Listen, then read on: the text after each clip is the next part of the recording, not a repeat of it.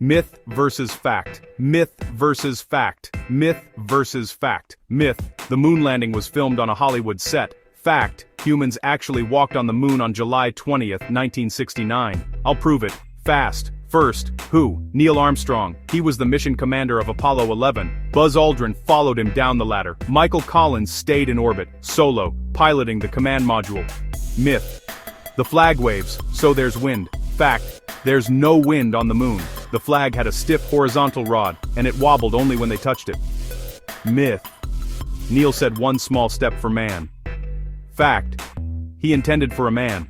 The tiny A got lost in transmission, but NASA's transcript keeps the famous line. They landed the lunar module Eagle in the Sea of Tranquility, with seconds of fuel left. Computer alarms blared, but Armstrong took manual control and found a safe spot. Myth: those boot prints don't match the suit. Fact: the prints come from overshoes called lunar boots. Different tread, same astronaut. Moon dust? Sharp like glass. It clung to everything, and they said it smelled like spent gunpowder back in the module. The whole world watched in black and white because the TV camera was low bandwidth. There was a 1.3-second delay between the moon and Earth. They placed a plaque, "We came in peace for all mankind," plus a laser reflector we still ping with lasers today to measure the moon's distance. Fake that. After returning, they went into quarantine for 21 days, just in case moon germs were a thing.